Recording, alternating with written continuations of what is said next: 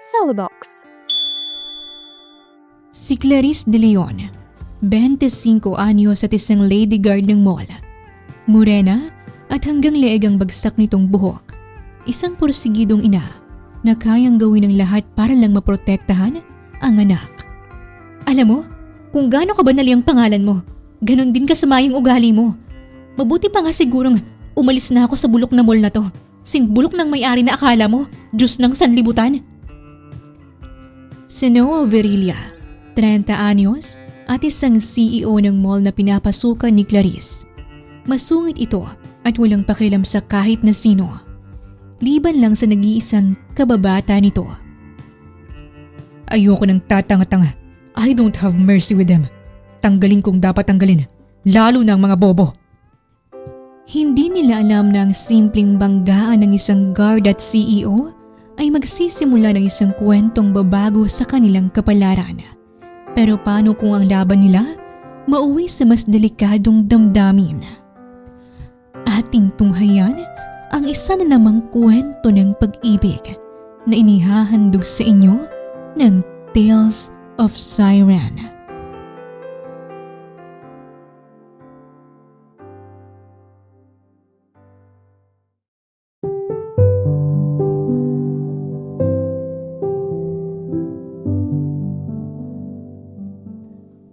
Nakatayo ang lalaki sa harap ng glass display ng mga mamahaling relo. Matangkad, maputi, maayos ang tindig at may kakaibang kumpiyansa sa galaw.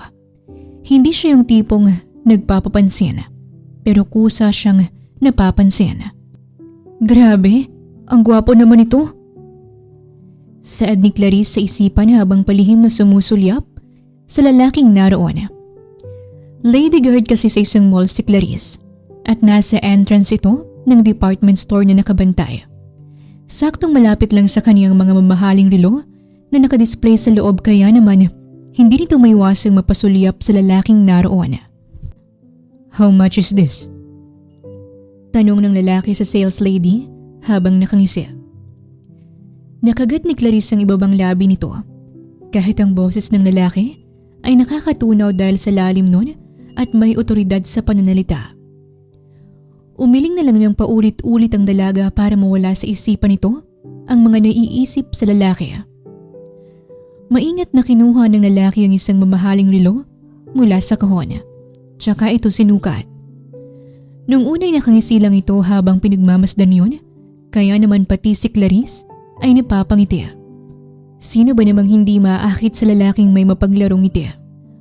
Maayos ang ayos ng buhok na naka-updo at halata talaga sa ayos na mayaman ito. Maya-maya habang nakatalikod ang sales lady, tahimik na naglakad palayo ang lalaki. Noong unay akala ni Clarice ay nakalimutan lang ng lalaki na suot niya pa ang relo. Pero nagsalubong na ang kilay nito nang makitang palabas ng exit ang lalaki at tinago pa talaga ang kamay sa bulsa nito. Mabilis siyang hinabol ng dalaga. Sir! Sir, sandali lang po! Tawag ni Clarice habang lakad-takbo na ang ginagawa nito. Ilang beses niyang tinawag ang lalaki hanggang sa pangatlong beses ay napalingon na rin ito. Kumunot ang noo niya nang makitang hinihingal ang dalaga. Yes? Sir, may nakalimutan po yata kayo. Hinihingal pa rin na saad ni Clarice. Kahit ang ibang mga sales lady na naroon ay napapatingin na rin sa kanila. What? Yung relo po, hindi ko po kasi kayo nakita nagbayad. Pakibalik na lang po. Mahinahong pakiusap niya. Agad na nagsalubong ang kilay ng binata. Napatingin ito sa paligid at napansin niyang napapatingin na sa kanilang mga taong dumaraan doon. Umayos ito ng pagkakaharap kay Clarice, tsaka muling pumamulsa. Inaakusahan mo ba akong magnanakaw? Supladong tanong ng binata habang nakataas ang isang kilay nito. Hindi po sir, pero kailangan niyo po muna kasing magbayad bago po kayo makakaalis. Bakas na sa mukha ng binata ang pagkainis. Hindi mo ba ako nakikilala? Are you sure I stole this thing? Bahagya pang tinaas ng binata ang braso nito kung saan nakasuot ang relo. Kayo ho ang may sabi niyan, sir. Hindi ho ako. Ang sa akin lang ho.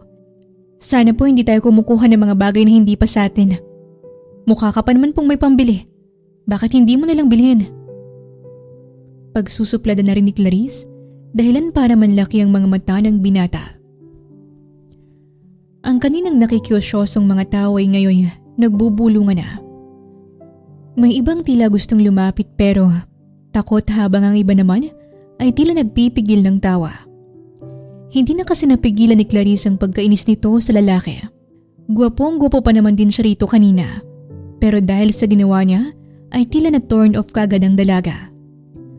I can't believe you. Ikaw pala ang kaya sa isang tao na napagsabihan ako ng ganyan. I guess, hindi mo nga talaga ako nakikilala. Umiiling-iling na sad ni Noah habang nakakrus ang mga braso. Kahit sino ka pa, sir, hindi pa rin po yung dahilan para manguha ng mga bagay na hindi sa atin. Mas lumakas ang bulungan sa paligid kaya naman napatingin si Noah roon. Pakiramdam niya ay napapahiya na siya, kaya naman nagsimula na itong mainis kay Clarice. Mukha ka naman pong may pambayad, sir. Bayaran niyo na lang po nang matapos na to. Dagdag pa ni Clarice na tila'y naiinip na. Hanggang sa maya-maya lang ay biglang lumapit ang store manager. Clarice! Anong ginagawa mo? Sita kagad sa kanya ng manager. Kasi ma'am, ito pong lalaking tong kumuha na lang bigla ng relo. Hindi pa nababayaran. Sumbong kagad ng dalaga, tsaka sumulyap sa lalaki na may masamang tingin. What? Dahil lang doon, hindi mo ba siya nakikilala?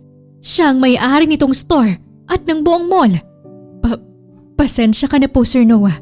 Bago lang ho kasi itong guard at hindi pa ho kayo nakikilala. Hayaan niyo na lang ho ako nang kumausap sa kanya. Mabilis na tumibok ang puso ni Clarice nang marinig ang usapan ng manager at lalaking inakusahan nito. Tila ba nanuyo ang laway ng dalaga dahil sa kaba at agad siyang namutla. Better fix your management. Anong klase ba tong hinire mo? At sariling boss hindi niya kilala.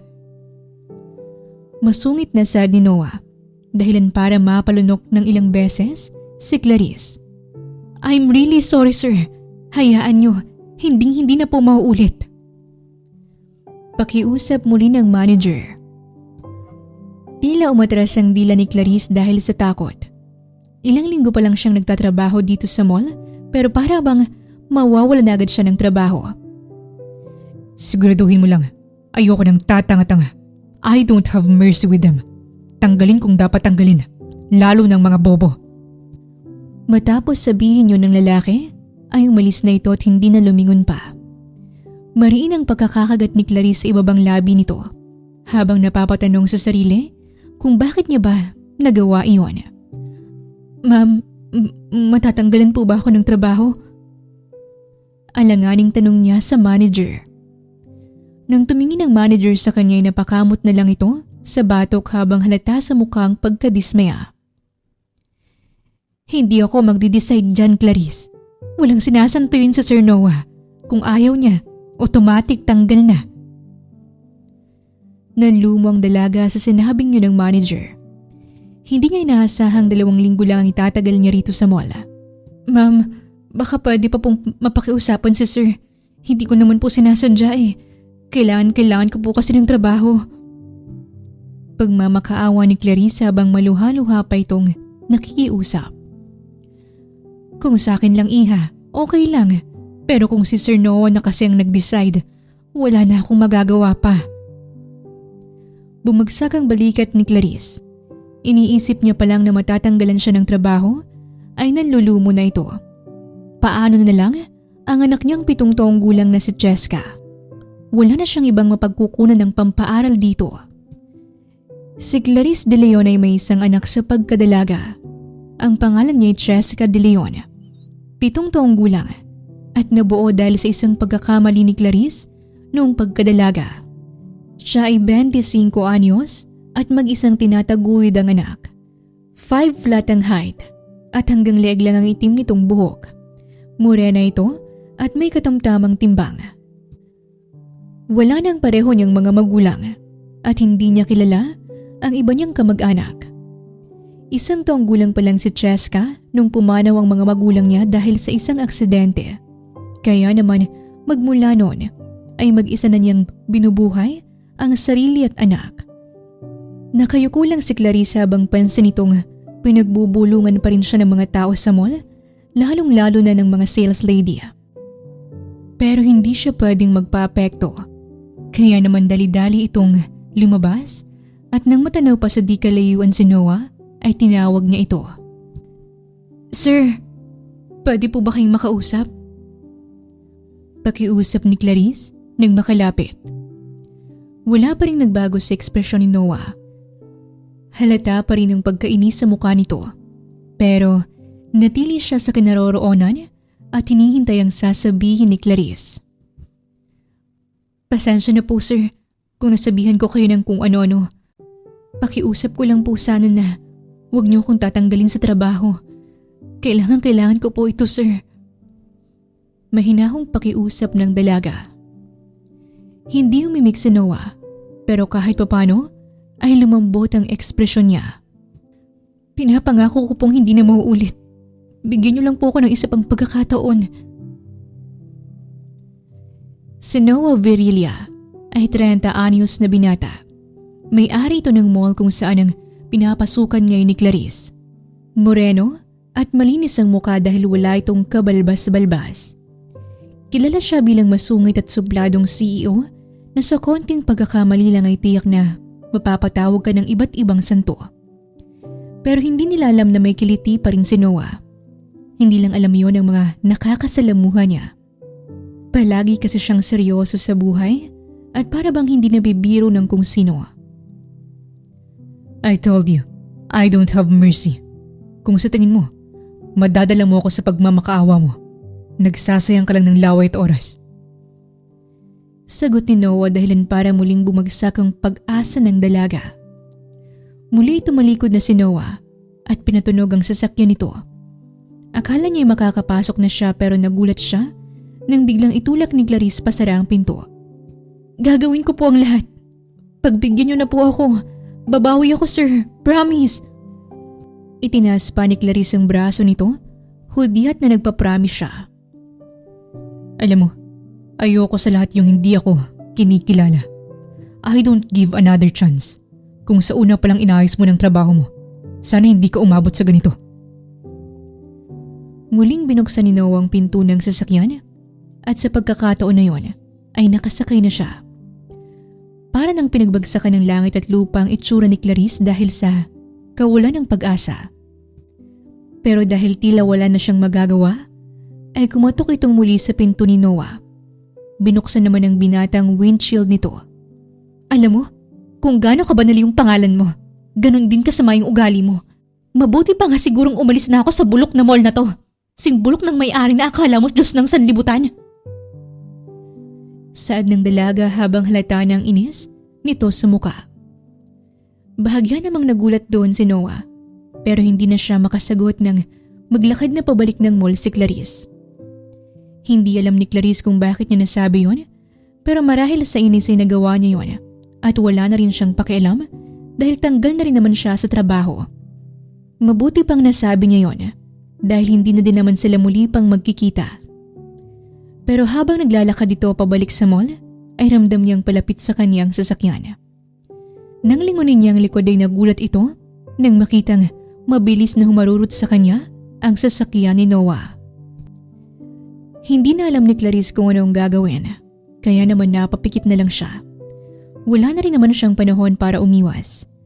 Pero ilang segundo na at hindi pa rin tumatama sa kanyang sasakyan.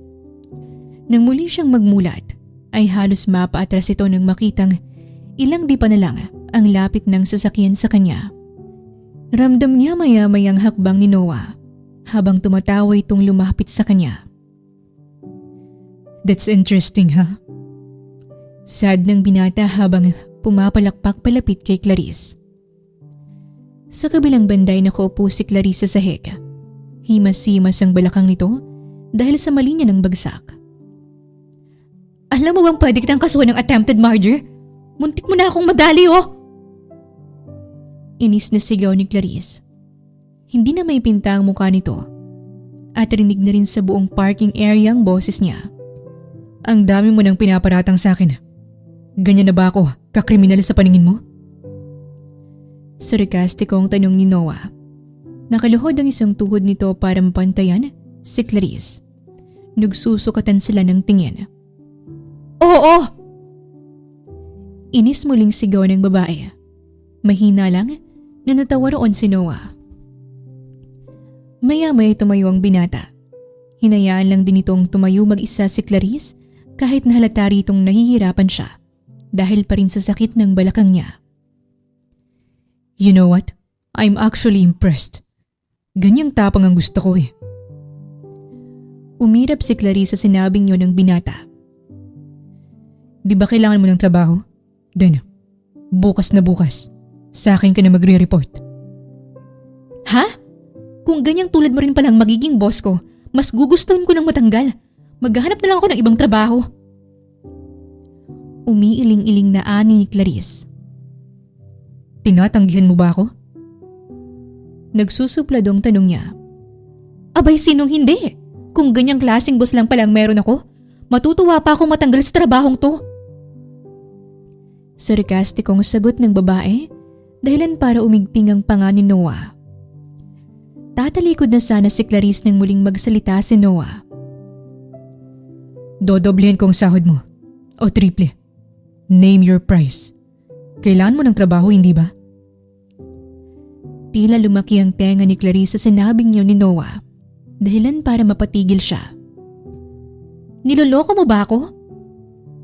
It's up to you, kung maniniwala ka o hindi. Muling napairap si Clarice. Just think of it as parusa, dahil sa sinigawan mo ako kanina. Gusto mo ng second chance, hindi ba? I'll give it to you. Basta sa akin ka na magre-report magmula bukas, hanggang sa susunod na mga araw. Napalunok ng ilang beses si Clarice. Nagugustuhan niya ang offer ni Noah pero hindi ito sigurado sa kung anong balak ng binata. Kaya nagdadalawang isip pa siya.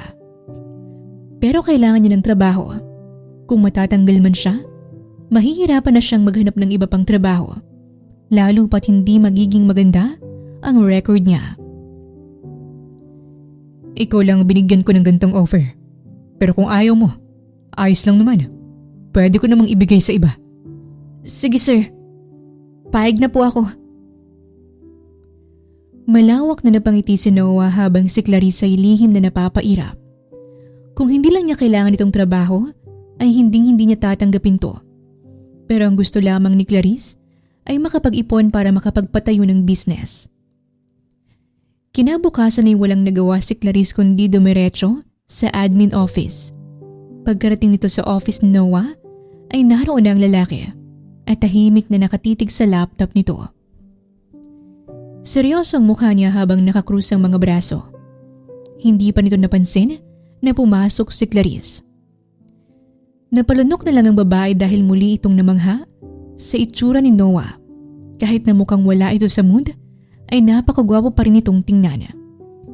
Tumikim si Clarice at doon lang nabaling ang atensyon ni Noah sa kanya.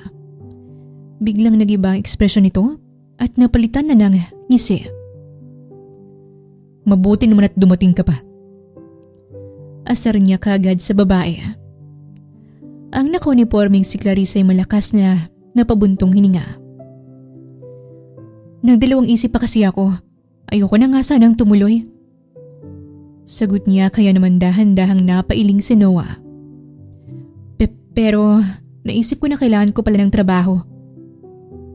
Duktong ni Clarice, kaya naman mahinang natawa ang binata. Alright, since nandito ka na, take this. May iniabot si Noah na isang makapal na folder. Agad namang kinuha ni Clarice yun. Medyo nabigatan pa siya rito dahil sa dami ng lamang papel ng folder. Lost and found audit. Lahat ng items sa storage, ililista mo. Brand, kulay, kondisyon, at estimate value. Napakurap siya. Lahat po? Ngumiti ng mapangasar si Noah. Lahat. Napalunok si Clarice. Sa kapal ng laman ng folder na yon ay hindi niya ito matatapos ng maghapon lang. Sir, security guard po ako. Hindi po ako office staff. Ibang trabaho na po itong pinapagawa niyo. Reklamo ng babae, kaya naman napataas ang kilay ni Noah. Nagre-reklamo ka ba? Isumbong mo ako sa dole, pero siguraduhin mong mananalo ka. Mariings nara ni Clarice ang kamao nito. Nang muli niyang pagmasdan ng hawak, ay nanlulumo na lang ito dahil tansyado niya nang hindi siya makakauwi ng maaga ngayong araw. Sinimulan na ni Clarice ang utos ni Noah. Imbis na nagbabantay siya ngayon sa mall, ay nakaupo lang siya maghapon para mag-audit. Hindi niya na nga namalayan ng oras at nakauwi na sana siya pero mag-alas 8 na at hindi pa rin siya tapos. Masakit na rin ang kamay niya kakasulat. Habang si Noah ay hindi pa rin umuuwi. Maghapon din itong nakatutok sa laptop at seryosong seryoso sa trabaho. Sir, pwede na po ba akong umuwi? Hinihintay na po kasi ako ni... Tapos ka na ba? Hindi pa ho. Then no, you can't. Tapusin mo muna lahat ng yan bago ka umuwi. Pero sir... Nang sumulyap sa kanya si Noah ay muli na lang yumuko si Clarice. Saka pinagpatuloy ang ginagawa. Sa kaloob-looban niya ay naiinis siya dahil ang pinakaayaw niyang trabaho ay ang maghapong nakaupo. Mas gugustuhin niya ng nakakapagod na trabaho basta gumagalaw ang buong katawan niya kesang nakaupo maghapon dahil mas nakakapagod ito sa kanya. Maya-maya ay tumayo si Noah at lumapit sa kanya upang pagmasdan siya sa ginagawa. Tila nanginginig ang kamay ni Clarice habang nagsusulat dahil ramdam nito na nasa tabi niya lang si Noah. Amoy na amoy niya ang pabango ng lalaki at para itong na-addict sa amoy noon. Silang dalawa na lang din ang naiiwan doon at wala nang iba pang tao. Bigla ay tila nakaramdam ng kaba si Clarice. Ganda ng penmanship mo ha. May kilala akong katulad ng sulat mo nung bata pa ako. Saad ni Noah kaya naman napaangat ang tingin sa kanya ni Clarice. Sino po? Hindi ko na matandaan. Hindi alam ng dalaga kung ngingiti ba siya o magiging malungkot. Seryoso lang kasi ang mukha ng amo na para bang may malalim na iniisip. Pinagpatuloy na lang niyang sinusulat para makauwi na. Naghihintay na kasi panigurado ang anak nito at hindi pa yon nakakakain. Habang si Noah ay napapaisip kung sino ba talaga si Clarice dahil katulad na katulad talaga nito ang sulat ng kababata niyang tanging babaeng nagustuhan nito. Alis na ako sir, tapos na po itong lahat. Nagmamadaling sad ni Clarice tsaka ito tumayo. Wait, may hahabol pa ako. Pigil sa kanya ng binata. Pero sir, hinihintay na po ako ni... Hindi na natapos ni Clarice ang sasabihin dahil mabilis na hinawakan ni Noah ang palapulsuhan nito at hinila palapit sa kanya. Nanindig ang balahibo ng babae nang maramdamang lumapit ang lalaki sa gilid ng mukha niya para bumulong. Sandali na lang to. Huwag kang nagmamadali. Bulong niya dahilan para bumilis ang tibok ng puso ni Clarice. Sir, kung ano man pong binabalak niyo, huwag niyo na pong ituloy, please. Agad na napalayo si Noah at sa labungang kilay siyang tiningnan. What? Anong tingin mo sa akin? Mataas ang boses na tanong niya. Agad namang naitikom ng dalagang bibig nito tsaka umiwas ng tingin.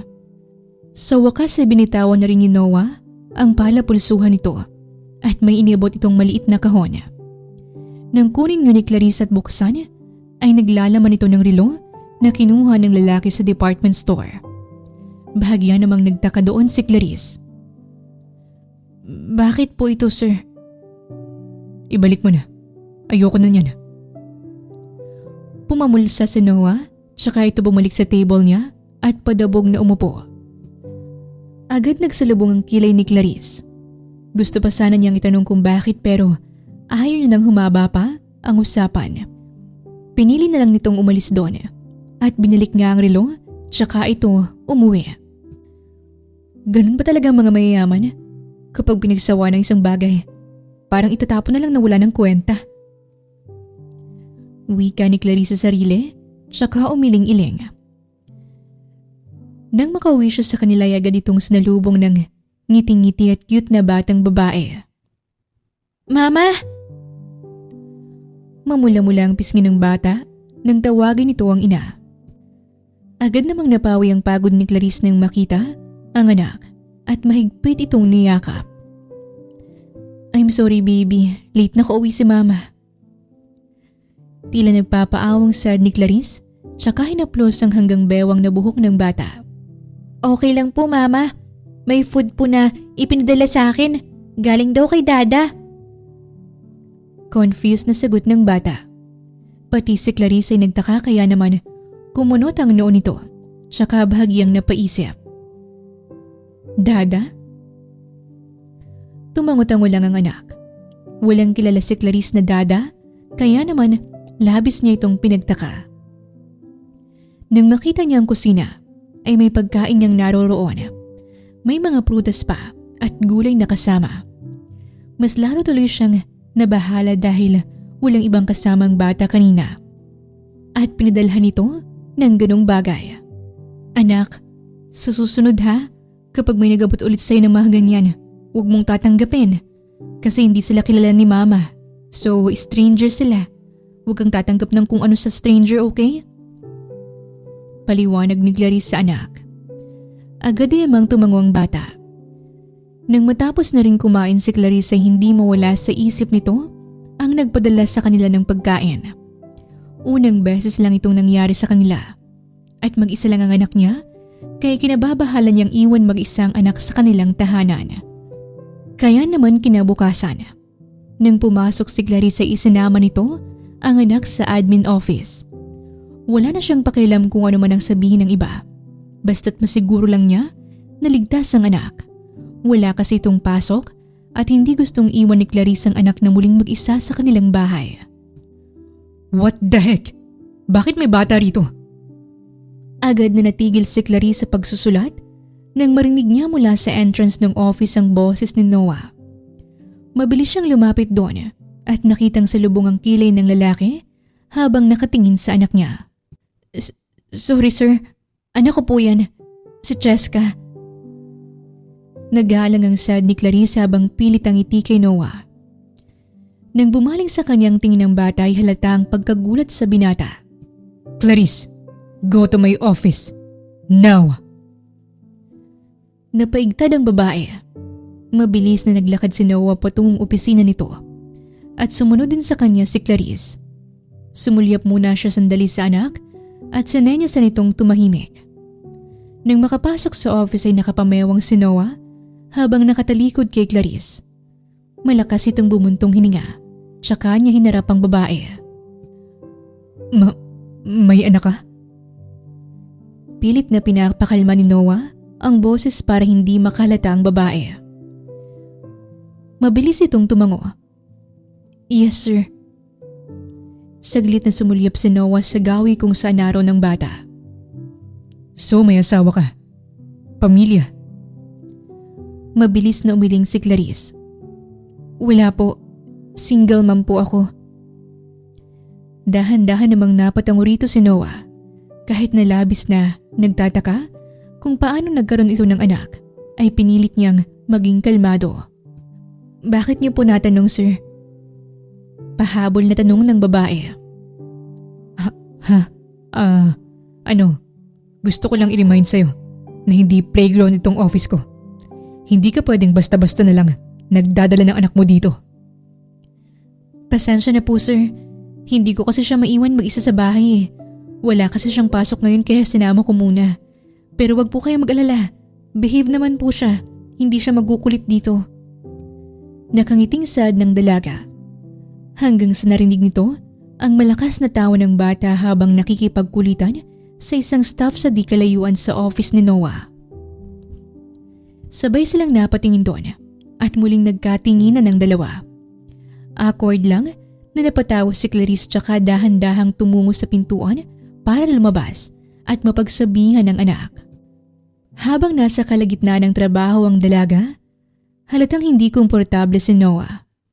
May muli kasi itong pinasulat kay Clarice at naroon nito sa loob ng office ni Noah mismo. Habang ang anak ay paminsan-minsang pumapasok at nakikipagkwentuhan sa ina. Minsan nga'y kinakausap din si Noah pero tipid lang itong sumagot. Hindi ka mahilig sa bata, sir, no? Saad ni Clarice nang mapansin ang pagkaseryoso ni Noah. Saglit na napasulyap sa kaniyang binata. Saka ito muling bumaling sa laptop. Ayoko lang sa maingay. Simpleng sagot niya. Ganyan din ako noon eh. Ayoko rin sa bata. Pero nung nagkaanak ako, ayun, napamahal. Lalo't bibong-bibo pa yan siya. Ang sarap lang sa pakiramdam na kahit ganito lang kami, hindi siya naging sakitin. Tipid lang nang umiti si Noah, pero sa laptop pa rin nito nakabaling. Sir, tapos na po ako rito. Ano po bang susunod na gagawin? Pagkatanong pa lamang nun ni Clarice ay mabilis na bumukas ang pintuan at pumasok ang anak nitong tumatakbo tsaka nagtago sa likuran niya. Mama, tinataguan ko si Charles. Huwag kang maingay. Bulong ng bata sa ina tsaka pilit na sinisiksik ang sarili sa kanya. Napangiti naman dun si Clarice pero inaalala nito ang boss na baka magalit dahil nag-iingay doon ang anak. Nak, kung gusto mo magtago wag dito ha. Busy ang boss natin. Nakakatakot yun kapag magalit. Nagiging tigre. Saad ni Clarice sa anak. Agad namang napasulyap sa kanya si Noah at sinama nito ng tingin. Umiwas lang ng tingin ng babae na para bang wala lang ang sinabi niyang yun sa anak. Siya po ba si Big Boss? Yes anak, boss ng mga boss. Wow, pwede ko po ba kayong tawaging Tito Bossing? Baling na ni Cheska kay Noah habang abot langit ang ngiti. Napangiwi naman doon ang binata. Tila hindi nagustuhan ang itatawag sa kanya ng bata. At dahil bata nga ito, ay walang nagawa si Noah kundi pilit na ngumiti tsaka tumango. Good luck po sa work, Tito Bossing. Kayang-kaya niyo po yan. Laban lang. Pag-cheer ni Cheska sa binata habang palihim na natatawa si Clarice. Pilit na lang nangumiti si Noah. Nang makalabas na ang bata ay napahilot sa sintido ang binata. Alam mo, ang gagawin mo ngayong araw ay patahimikin yung anak mo. Hindi ako makakonsentrate dito. Masungit na sad ng binata kaya naman muling nagpigil ng tawa si Clarice. Pasensya ka na sir, bibong bata kasi eh. Bakit ka ba kasi nagdala ng bata rito? Imbis na trabaho ang inaasikaso mo, yung anak mong magulang inaatupag mo ngayon. Baka sa mukha ni Noah ang pagkainis na tila ba'y wala na itong pakialam sa ano pang paliwanag ni Clarice. Sorry po sir, hindi ko po kasi talaga siya pwedeng iwan ng mag-isa sa bahay eh. Lalo't wala pong mag-aalaga sa kanya. Eh di sana naghanap ka ng mag-aalaga. O kahit sa kakilala mo man lang, pinasuyo. Hindi ko po kasi basta-basta pinagkakatiwala sa ibang anak ko, lalo na sa panahon ngayon. Ay nang problema sa panahon ngayon. Mag-aanak-anak kayo tapos hindi nyo man lang maalagaan ng mabuti. Tila nagre-reklamong sad ni Noah dahil sa pagkainis. Nagpantig ang tenga ni Clarice sa narinig. Maulang galang na ho sir. Nire-respeto kita bilang boss ko. At kahit anong ipagawa mo sa akin na hindi nasakop ng trabaho ko ay hindi ako nagreklamo. Kaya wala ho kayong karapatan na pagsabihan akong hindi ko kayang alagaan ang anak ko. Hindi mo po alam ang pinagdadaanan ko bilang isang ina. Mapait at matigas ang bawat salitang lumalabas sa bibig niya dahil hindi nito napigilan ang sarili sa pagkainis. Kahit si Noah ay nagulat nang sabihin yun ng babae. Nakaramdam siya ng konting pagkapahiya pero ayaw nitong tanggapin sa sarili na may pagkakamali siya. Para sa kanya ay mali pa rin ni Clarice dahil nagdala siya ng bata sa oras ng trabaho nito. Nag-aaway po ba kayo? Sabay na napalingon ang dalawa sa pintuan ng opisina nang marinig ang malit na boses ng batang yon. Ang mukha ng bata ay may bahid ng pagtataka habang palipat-lipat ang tingin sa dalawa. Tila binuhusan naman ng malamig na tubig si Clarice nang mapagtanto ang sinabi. Hindi niya akalaing masasabi niya yon sa harapan ng amo. Lalo pa at may atraso pa nga siya rito na sa tingin niya hindi niya pa nababayaran. Mariin na lang siyang napapikit. Nang isipin muling baka lalo siyang pahirapan ng lalaki dahil sa muli nitong kasalanan. Hindi anak. Pwedeng lumabas ka na muna? Sinabi ko na ngang bawal ka rito, hindi ba? Pinipilit ni Clarice na maging mahinahon sa harap ng anak. Tsaka bahagya itong tinutulak palabas ng pinto. Pwede kayong dalawang lumabas. Mahinahon ngunit ramdam ni Clarice ang panlalamig sa sinabing niyo ng amo. Sumunod na lang dito ang mag-ina. Bahagya pa siyang kinukulit ng anak kung anong nangyari sa loob. Mama, galit po ba si Tito Bossing? Hindi. Na-bad trip lang yun dahil sa sa sales. Tama. Bumababa na kasi ang sales, anak. Tumangot-tango na lang ang bata kahit na hindi nito lubos na naiintindihan ng ina. Napaisip na lang si Clarice kung anong parusa na naman ang ibibigay sa kanya ni Noah. Batid nitong galit ng lalaki dahil pinalabas na siya at inaalala niya na ngayon na baka tuluyan na talaga siyang mawala ng trabaho. Habang sa kabilang banda naman ay paikot-ikot lang si Noah sa pwesto nito habang iniisip ang pagkakamaling nagawa. Gusto niyang lumabas at lumanghap ng hangin pero hindi nito gustong magpakita kay Clarice.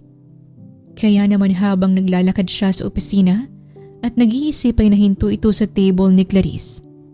Nakita niya ang sulat ng babae. Inilabas nito ang cellphone niya at hinanap ang litrato ng sulat ng kababata nitong babae noon. Nakasaad doon ang sumpang magpapakasal sila sa pagtanda.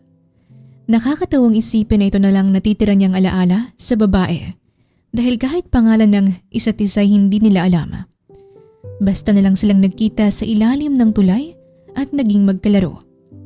Naging malapit sila sa isa't isa at pinangakuan niya pang ang pakakasalan niya ang babae kapag nagkita silang muli. Pero hindi na yun muling nangyari. Kaya naman ngayon ay ang tanging alaala na lang nito sa kanya ay ang sulat. Malakas na bumuntong hininga si Noah tsaka hinugot ang cellphone nito mula sa bulsa. Tinawagan nito ang sekretary niya. Jack, gather all information from Clarice De Leon. Report to me the day after tomorrow. Utos niya tsaka binaba ang tawag. Agad din siyang bumalik sa desk nito tsaka tinitigan ang pwesto ni Clarice sa opisina. May parte sa kanyang humihiling na sana si Clarice na nga ang kababata nito. Pero may parte pa rin sa kanyang ayaw ng umasa. 15 taon na rin kasi ang nakakalipas at baka may sariling pamilya na ito. Maya-may napagdesisyon na nang lumabas ni Noah para magpahangin. Nakita niya roon ang mag-ina pero hindi niya ito tinapunan ng tingin. Dire-direto siyang lumabas hanggang sa tumungo ito sa smoking area. Tsaka naglabas ng isang stick ng sigarilyo at sinindihan yon. Di ba po masama sa katawan ng paninigarilyo? Napalingon si Noah sa bata at agad itong nagtaka nang makitang mag-isa lang ito na sumunod pala sa kanya. Why are you here? Bawal ka rito ah. Nasaan ang mama mo? Agad na hinawi ni Cheska ang usok na papunta sa kanya dahil sa pagsalita ni Noah. Kahit di naman po sa office bawal ako, pero pinapayagan niyo pa rin akong pumasok. Sagot ng bata sabay hagikik. Pero dito, hindi na kita papayagan. Masama ang second-hand smoke, lalo sa'yo at bata ka pa. Mahinahong sad ni Noah tsaka pumamulsa. Di wag po kayong manigarilyo. Maligalig na utos ng bata, kaya naman halos mapangangaroon si Noah. Inipit niya ang stick ng sigarilyo sa gitna ng hintuturo at gitnang daliri nito. Tsaka nakakasira po yun ng lungs.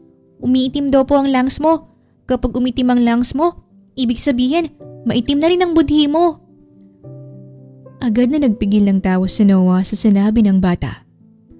Gusto nitong matawa pero ayaw nitong sirain ang mood ng bata. Dahil halata rito ang pagkaseryoso sa sinabi na para bang isa siyang doktor. Sino nagsabi sa inyo? Nanay mo ba? Natatawang tanong niya. Opo, kaya akin na yan at itatapon na natin. Kinuha ng bata ang sigarilyo tsaka nilagay sa tubig na naroon. Wala pang ibang nakagawa nun kay Noah dahil para sa kanya ay kabastusan yon. Lalo pat ang pagsisigarilyo ang nagsisilbing stress reliever niya. Pero ngayon ay tila hindi ito nakaramdam ng kabastusan. Sa totoo nga niya ay natuwa pa ito sa bata dahil sa murang edad ay alam na agad nito ang mga bagay na yon at himalang nakukyutan siya sa bata ngayon. Ngayong wala nang hawak si Noah ay umupo na lang ito para maging kapantay si Cheska. How old are you? 7 po. Tumangot-tango si Noah. Who's your dad? Sunod na tanong niya. Saglit na napaisip si Cheska. Inilagay pa nito ang hintuturo sa sentido tsaka naningkit ang mga mata habang nag-iisip. Hindi ko po kilala. Ang sabi lang ni Mama, wala na raw po siya. Muling tumango si Noah. Ikaw po, may asawa at anak ka na po ba? Bahagyang nanlaki ang mga mata ni Noah sa naging tanong na yun ng bata. Wala pa. Maingat na sagot niya. Talaga po? Pwede niyo pong ligawan si Mama para magkaroon na ako ng papa. Tapos ikaw, magkakaroon ko na agad ng anak. Maligalig na sagot ng bata dahilan para muling magpigil ng tawa sa Noah. Unti-unti natutuwa na siya sa bata. Parang kanina lang ay naiinis siya dahil sa kaingay nito. Pero ngayon ay natutuwa na siya dahil gumaan ang loob niya nang makausap si Cheska. Napakabibo nito at masarap kausap dahil may sense lahat ng sinasabi. Matalinong bata kung tutuusin. Ang bata mo pa, pero alam mo na ang mga bagay na yan. Pero sige, pag-iisipan ko.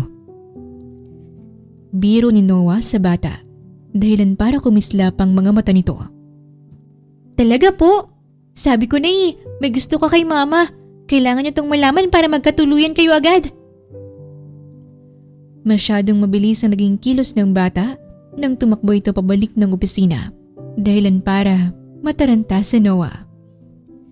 Hinabol niya pa si Cheska hanggang sa makapasok at napakamot na lang ito sa batok nang maabutan niya itong kausap ng ina sa opisina.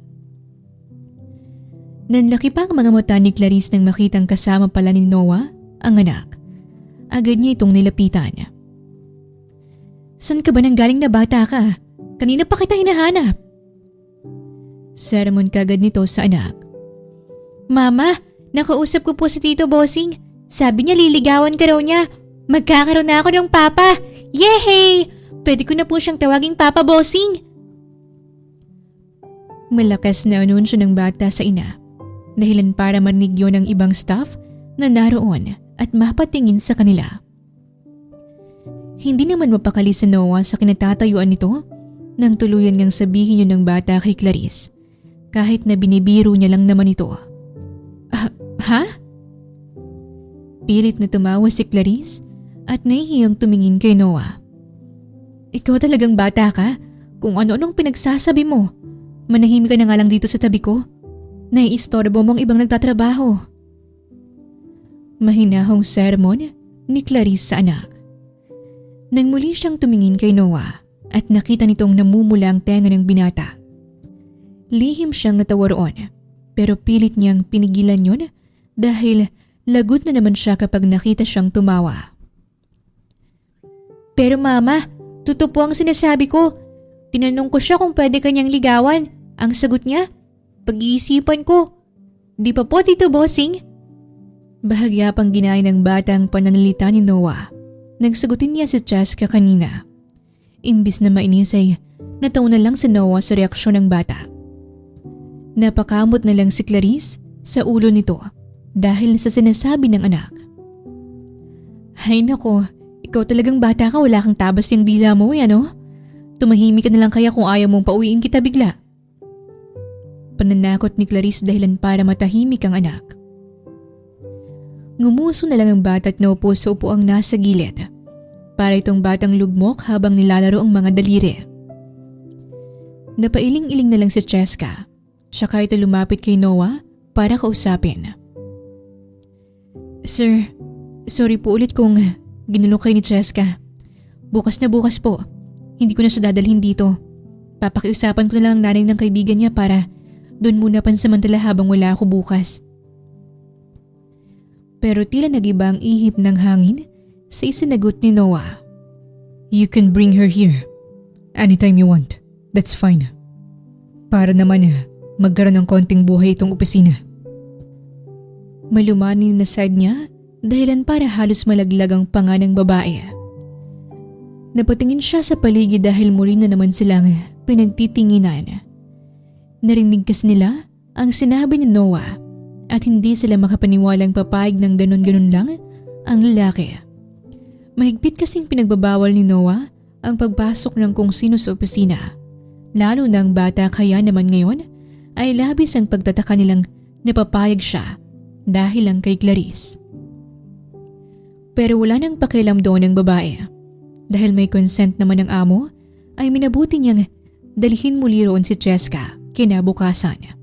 Kahit sa murang edad ay alam ni Cheska kung kailan siya pwedeng mag-ingay at tumahimik. Hindi siya nagiging sagabal sa trabaho ng mga staff na naroon. Nasa kalagitnaan ng trabaho si Noah nang hilutin nito ang sentido dahil sa sakit ng ulo. Nang mapansin niyo ni Cheska ay lumapit siya rito. Tito Bossing, gusto niyo po bang masahihin ko yung ulo niyo? Magaling po akong magmasahe. Alok ng bata kaya naman napatingin sa kanya si Noah. Habang si Clarice naman ay nasa labas ng opisina dahil inutusan ni Noah na mag-ayos ng mga folder na naroon. Let's see. Saad ni Noah. Lumipat ito sa couch na naroon para maabot siya ni Cheska. Pinili na lang na humiga ni Noah para mas komportable ito. Sinimulan na rin ni Cheska ang pagmamasahe sa ulo ni Noah at nakaramdam agad siya ng kaginhawahan. Totoo nga, magaling kang magmasahe. Tinuro ba sa'yo ng mama mo? Hindi po. Tinuruan lang ako ng mama ng kaklase ko kasi palagi rin pong sumasakit ang ulo ni mama kaya may namasahe ko. Mahinang tumawa ang bata. Napangiti roon si Noah. You're so sweet. Mahal na mahal mo ang mama mo, no? Siyempre naman po. Nakikita ko nga po laging paghihirap niya. Alam kong pagod siya tuwing umuwi pero hindi niya yun pinapakita sa akin. Palagi niyang sinasabi sa akin na mag-aral daw po ako ng mabuti para hindi ako matulad sa kanya. Pero sa totoo lang, gusto kong maging tulad niya. Matapang, masipag, mabait, tapos maganda pa. Proud na sabi ni Cheska habang patuloy na hinihilot ang ulo ni Noah. Napangiti doon ang lalaki. Kita niya sa bata kung gaano kabuting tao si Clarice dahil napalaki niya ng maayos ang anak. Namamangha siya dahil halos lahat ng mga bata ngayon ay puro gadgets na ang nilalaro. Pero si Cheska ay namulat kagad sa realidad. Alam na nito kung ano ang pagod at punong-puno ito ng pagmamahal kahit na mag-isa lang siyang inaalagaan ni Clarice. Nakaramdam siya ng paghanga sa babae dahil doon. Kaya Tito Bossing, huwag mo nang pakawalan si Mama. Ako na pong bahala sa kanya kapag nililigawan niyo siya.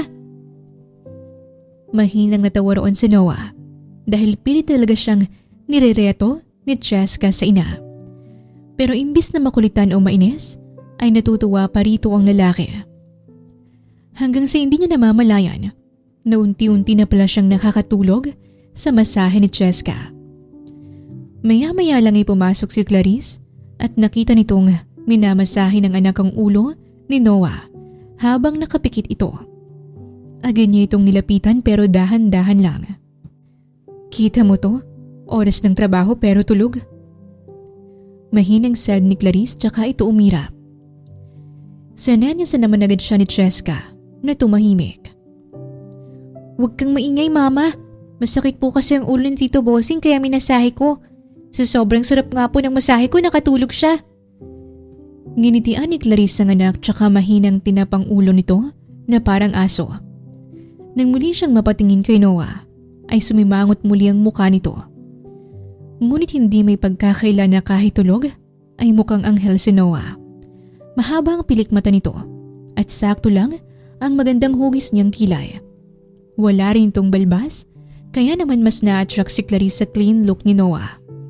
Hanggang sa hindi na malay ng babae, napapatagal na palang titig niya rito. Mama, crush mo po ba si Tito Bossing? Nanlaki ang mga mata ni Clarice sa tanong na yun ng anak. Manahimik kang ang bata ka? Kibata-bata mo pa alam mo ng mga bagay na yan? Mahinang sermon ni Clarice sa anak tsaka ito sa namaan ng tingin. Bahagya namang pumamewang sa harap niya ang bata. Mama, ikaw nga pong nagturo sa akin yan. Palagi mo akong inaasar sa kaklase kong lalaki kahit hindi ko naman siya crush. Pagmamaldita ng anak, tsaka umirap din ito. Mahinang natawa si Clarice. Nakikita nito ang sarili sa pagkabata dahil sa anak. Maldita na nga siya pero mas maldita pa ang anak niya. Mini version niya tuloy ito. Nang muling tumingin si Clarice sa amoy, nagulat siya nang makitang nakamulat ng mga mata ni Noah. Pero hindi ito gumagalaw sa pwesto at nanatiling inaantok ang mga mata. So noisy. Mahinang reklamo niya tsaka bahagyang itinagilid ang katawan patalikod sa kanila. Itinikom na lang ni Clarice ang bibig nito, pati ng anak. Napagdesisyonan niya na lang na lumabas at ipagpatuloy ang iniutos ni Noah habang si Cheska ay naiwan pa sa loob. Pero pagkalabas pa lang ni Clarice sa opisina ay sinalubong siya ng isang HR staff na naroon. Ang yabang mo na ngayon ah. Labas-pasok ka na lang sa office ni Sir Noah. Akala mo kung sino ka na. Nagsalubong ang kilay ni Clarice sa sinabing yun ng babae. Kung mataray ang tingin ng babaeng kaharap, mas tumaray ang tingin niya. Anong problema mo? Problema ko? Ikaw! Security guard ka lang. Pero kung makadikit ka kay Sir Noah, para ka ng linta. Tingin mo ba magugustuhan ka niya? Kahit ang iba pang taong naroon ay napapatingin na sa kanila. May ilan na nagpipigil ng tawa. Bakit? Tingin mo ba may gusto ko sa kanya? Hindi nakasagot ang babaeng kaharap. Ang mga ibang staff na naroon ay nagkaroon ng konting kantsawan. Medyo napahiya tuloy ang babae at napatingin sa magkabilang gilid nito. Putok ang blush on niya at pakak na pakak ang foundation na hindi naman ito ka-shade. Napangiwi na lang si Clarice sa itsura niya. Alam mo, wala akong panahon sa gantong eksena. Alam ko na to eh. Napanood ko na to. Gusto ko lang mamuhay ng tahimik at magtrabaho ng mapayapa. Lalagpasan na sana ni Clarice ang babae nang hawakan nito ang braso niya para pabalikin nito sa dati niyang pwesto. Bastos ka! Kinakausap pa kita. Hindi porket malapit ka kay Sir Noah ay hindi ka na matatanggal dito. I am the HR director. At kayang-kaya kitang tanggalin kung kailan ko gusto. Kaya igalang mo ako. Nagsalubong lang ang kilay ni Clarice sa sinabi na yun ng HR director ko no. Then go! Tanggalin mo ako. Wala akong pakialam. Hindi ko rin naman gusto magtrabaho rito in the first place. Matapang na sad ni Clarice, sabay irap pa nito. Mas nanlaki ang mga mata ng babaeng kaharap. Hindi makapaniwala sa sinabi niya. Halatang napapahiya na rin siya dahil nagpipigil na ng tawang ibang mga kasamahan nito. Aba talaga sinusubok mo ko ah. Bukas na bukas, huwag ka na magpapakita rito. You're fired! Muling umirap si Clarice. Kahit ngayon pa. Bulong ni Clarice tsaka muli sanang papasok sa opisina ni Noah para sunduin ang anak. Pero sakto ring lumabas doon si Noah. Halata sa mata nitong kagigising niya lang dahil namumula pa ito. Katabi niya si Cheska Natakang nakatingin ngayon kay Clarice at sa babaeng kaharap nito. Who the hell are you to decide on your own? Malamig ang boses na tanong ni Noah habang nakatingin sa kausap ni Clarice. Kahit si Clarice ay natakot sa tingin na yon ni Noah. Ngayon niya lang nakitang ganoon si Noah. Agad na namutla ang babae. Kaliwat kanan na ang tingin nito dahil naghahanap siya ng pwedeng magtatanggol sa kanya. Pero wala ni isang sumubok. Sir, hindi po kasi nagagawa ni Clarice ang tamang trabaho niya. Palusot niya dahilan para mapangiwi si Clarice. Ni hindi ka niya nakakasama. Paano mo malalamang hindi niya nagagawang trabaho niya? As far as I know, sir, si Clarice ay isang security guard. Bakit hindi siya lumalabas at magbantay ng mall? Anong ginagawa niya rito magpalamig?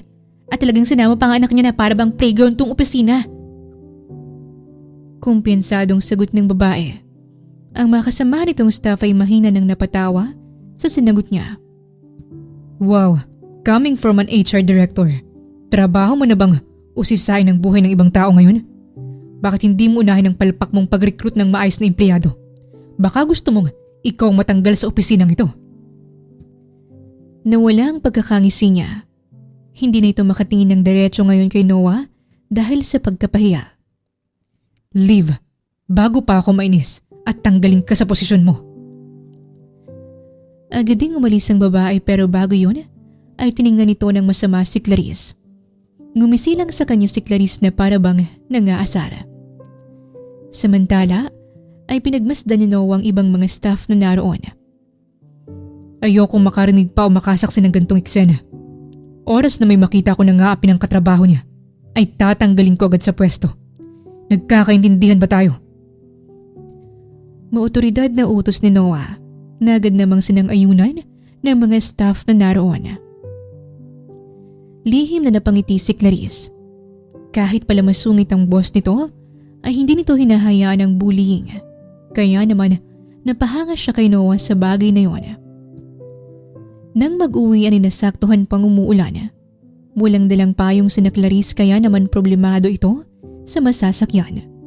Hindi naman siya pwedeng basta sumugod sa ulan para makarating ng sakayan dahil baka magkasakit pa ang anak niya.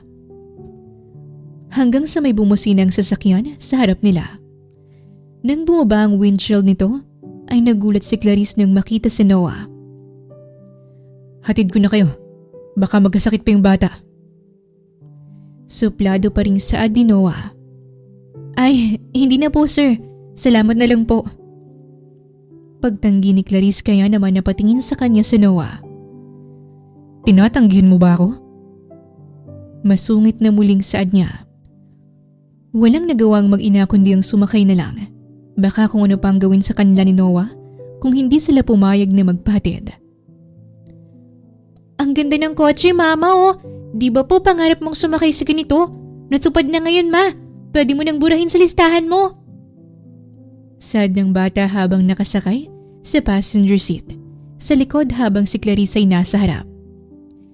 Rinig ng babae ang pagpigil ng tao ni Noah habang nagmamaneho. May sakit ka ba? Nagbabucket list ka pala. Saad ni Noah habang nagpipigil pa rin ng tawa. Wala sir. Nilista ko lang yung mga bagay na gusto kong maranasan. Totoo po yun, Tito Bossing. Nabasa ko nga po dapat ang nagdadrive, boyfriend ni Mama. Nanlaki ang mga mata ni Clarice sa sinabi ng anak.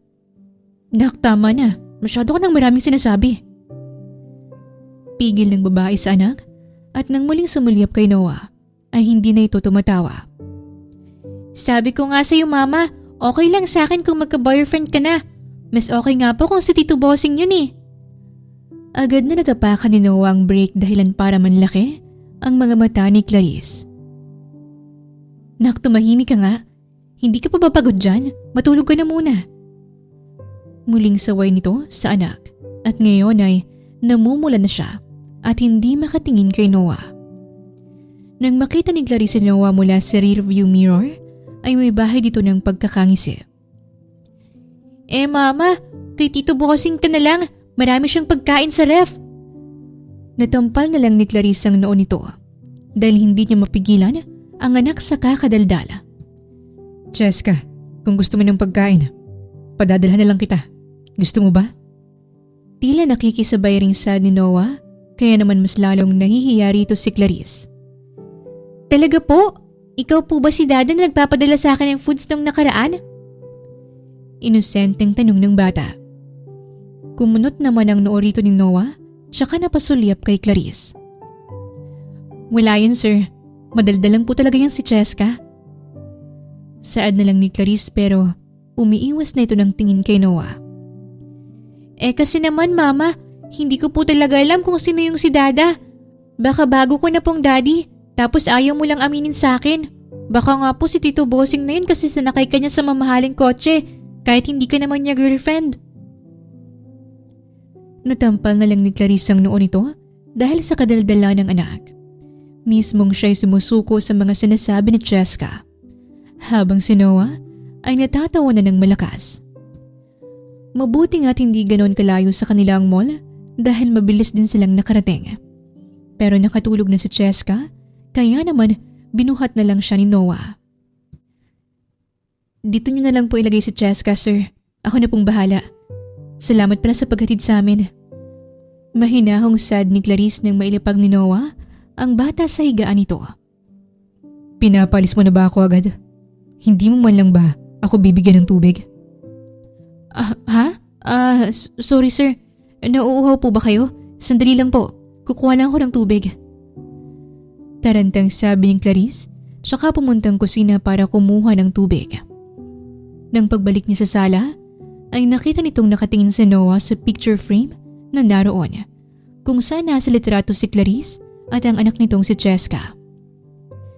Ito na po ang tubig niyo, sir. Baka naman ang totoong tatay ni Cheska ang nagpapadala sa kanya ng pagkain.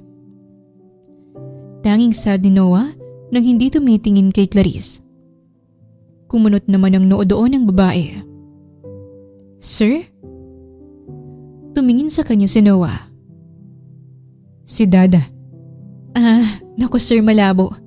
Halos gusto na nga nun na ipalaglag ko si Cheska Tapos ngayon babalik? Aba, subukan lang niya. Mahinang natawa rito si Noah. Hindi na rin naman ako umaasa magpapakita pa yon. Matapos niya akong takasan ng malamang buntis ako. Ay naku, ganun ba talaga ang mga lalaki, sir? Kapag nakuha niyo lang gusto niyo sa babae, iiwan niyo na lang na parang bula. Ibang mga lalaki yun. Hindi ako kasama kaya huwag mo akong idamay. Totoo ba, sir? Nagkajowa ka na ba? Nope. Pero may isang babae akong nagustuhan. Simula bata pa kami. Tila na intriga naman kaagad doon si Clarice. Talaga, sir? Ang cute naman. Ako rin Naalala ko ng bata ako. May kalaro rin ako. Pinangakuan pa nga ako ng kasal kapag lumaki raw kami. Natatawa na lang ako sa tuwing naiisip ko yon na hindi nga namin alam ang pangalan ng isa't isa Tawag ko lang sa kanya Totoy. Nawala ang pagkakangiti ni Noah. Pamilyar kasi sa kanya ang kwento ni Clarice at nadagdagan na naman ang kutob niya. Minsan din siyang tinawag na Totoy ng batang nagustuhan nito. Naalala tuloy nito ang pinapaimbestigahan niya sa sekretary, kaya naman nang pauwi na ay tinawagan niya ito at pinaalala ang pinagagawa rito. Lumipas ang isa pang araw at hawak na ni Noah ang envelope kung saan nakalagay ang impormasyong pinapakuha nito. Dahan-dahan niya itong binuksan at unang-una nitong nakita ang mga litrato ni Clarice magmula bata hanggang sa ngayon. Nakita rin niya ang litrato ng dating kasintahan ng babae na sa wari niya ang tunay na ama ni Cheska. Kumunot ang noo niya. I knew it. Mahinang bulong niya sa sarili. Kahit na inaasahan na nitong si Clarice nga ang kababata niya, ay nagulat pa rin ito nang makumpirma yon. Pero magkahalong saya at kabang nasa puso niya dahil hindi niya alam kung paano mapapalapit kay Clarice. Ang lupit naman ng tadhana, sir. Ilang taon kayong nagkahiwalay ng landas pero pinaglapit pa rin talaga kayo. Sad ni Jack habang si Noah ay nakatitig pa rin sa mga litrato. Bahagya pang hinaplos ni Noah ang litrato ni Clarice. Naalala nito ang pangako niya nung mga bata pa lamang sila. I told you. Pakakasalan kita. Lumipas ang ilan pang mga araw at napapansin ni Clarice na para bang bumuting pakikitungo sa kanya ni Noah. Pero hindi pa rin maiwasang magsugit ng binata paminsan-minsan. Clarice, pinapatawag ka ni boss sa office. Tawag sa kanya ng sekretary ni Noah. Kasalukuyang kasing nasa entrance ng mall si Clarice dahil kailangan ng tao ron. Kaya nakahinga ng maluwagang babae. Simula kasi nang mangyaring insidente sa pagitan nila ni Noah ay palagi na itong sa office at kung ano-anong trabaho ang pinapagawa. Ngayon lang ulit siya nakapagtrabaho ng naayon sa trabaho niya talaga. Malalim na napabuntong hininga si Clarice. Napaisip na naman ito kung ano na namang iuutos sa kanya ng lalaki. Ayaw niya rin kasing pumunta ng office dahil lagi siyang pinagtitinginan ng mga staff na naroon. Kung nakamamatay nga lang ang tingin, ay matagal na siyang pinaglalamayan. Ano po yun, sir? Malamig na tanong niya nang makapasok sa opisina si Noah. Sanay niya sa ni Noah si Jack kaya naman ilang saglit lang ay lumabas na ito. Ngayon ay dalawa na silang naroroon kaya mas pinagtaka ito ni Clarice. I heard malaki ang tuition fee ni Cheska sa school. Panimula ni Noah dahilan para kumunot ang noo ni Clarice. Paano niyo po nalaman? Takang tanong niya. I have another offer for you. Gusto mo bang tumaas ang sweldo mo? Tanong ng lalaki dahilan para mas magtaka si Clarice. Sir, diretsuhin niyo na lang po ako. Ano po ba talagang purpose ng pagtawag niyo sa akin dito? I want you to be my personal secretary. Nanlaki ang mga mata ni Clarice. Hindi nito inaasahan ang binigay na offer sa kanya ni Noah. Seryoso po ba kayo, sir? Parang hindi pa naniniwala ang tanong ni Clarice. Kailan pa ba ako nagbiro sa ganitong bagay? Balik na tanong ng lalaki. Kasi naman sir, kailangan niyo pa ba ng personal secretary May secretary ka na nga Ibang trabaho niya sa magiging trabaho mo. Ikaw magsisilbing ka ng kamay ko. Kasama kita sa lahat ng task at meetings habang si Jack ay General Secretary ng opisina. Pero sir, hindi po ako train para sa mga task. Gustuhin ko man pero baka pumalpak ako. Salamat na lang po sa opportunity pero siguro hindi pa ako nararapat sa posisyon na yan. Kumunot ang noon ni Noah. You have 1 week training. Pareho pa rin ang sahod sa regular. Mas malaki nga ang sahod mo bilang personal secretary ko. Pero sir... 50,000 kada kinsenas. Tila pumalakpak ng pera ang mata ni Clarice nang marinig ang sinabi ng binata. Napalunok siya dahil sa laki ng sasahurin. Malaki na kasi ang may ipon niya roon para sa magiging puhunan sa business at mapag-aaral pa nito sa mas magandang eskwelahan si Cheska. Tatanggihan mo pa rin ba? Muling tanong ni Noah. Sunod-sunod na napalunok si Clarice hanggang sa maya-maya ay dahan-dahan itong napatango. Napangisi si Noah sa sinagot ni Clarice. Tinitigan niya ang babae na para bang may binabalak itong kung ano. Hindi man makasigaw ng malakas si Clarice, ay lubos itong nagpapasalamat kay Noah dahil sa binigyan nitong oportunidad sa kanya. Hindi niya alam kung anong nakain ng binata para maging mabait ng ganon. Pero kung ano man yun, ay nagpapasalamat din siya rito. Hanggang sa napagdesisyonan ni Noah na ihatid si Clarice pa uwi habang pinapaliwanag nito ang mga kailangan niyang gawin. Nang makauwi, nagtataka pa ang babae nang makita ang sasakyang nakaparada sa tapat ng bahay nila. Sino to? Wala naman akong inaasahang bisita ngayon Saad ni Clarice sa sarili nang makababa ng sasakyan tsaka pinagmasdan ng asul na sasakyang nakaparada sa harapan. Kahit si Noah ay nagtataka, kaya bumaba na rin ito ng sasakyan. Mama! Agad na sinalubong ni Cheska ng yakap at halikang ina. Galing ito sa loob at may bitbit pang chocolates pagkalabas ng pintuan. Bakas pa rin ang pagtataka kay Clarice pero nginitian nito ang anak tsaka ni Yakap. Hala, nandito rin po pala si Tito Bossing. Hello po Tito Bossing. Masiglang bati ng bata sa kanya tsaka kumuway kay Noah. Saan mo nakuha yan? At may kasama ka ba dyan sa loob? Tanong ni Clarice. Hi Clarice. Long time no see. Agad na nabawi ang pagkakangiti ni Clarice nang makita ang lalaking matagal na nitong hindi nakita at hindi niya inaasahang makikita pa. Ang lalaki kasing nakatayo sa pintuan nila ay si Fred na siyang ama ni Cheska. Kahit si Noah ay nagulat dahil kilala niya na ang lalaki bilang ama ng bata dahil sa nakita nitong litrato nila ni Clarice. Matagal bago ay makasalita si Clarice. Labis pa rin ang pagkagulat dito. Mama, siya raw po ang papa ko. Sorry po kung hindi ko natupad ang promise ko na wag basta-basta magtiwala kahit kanino.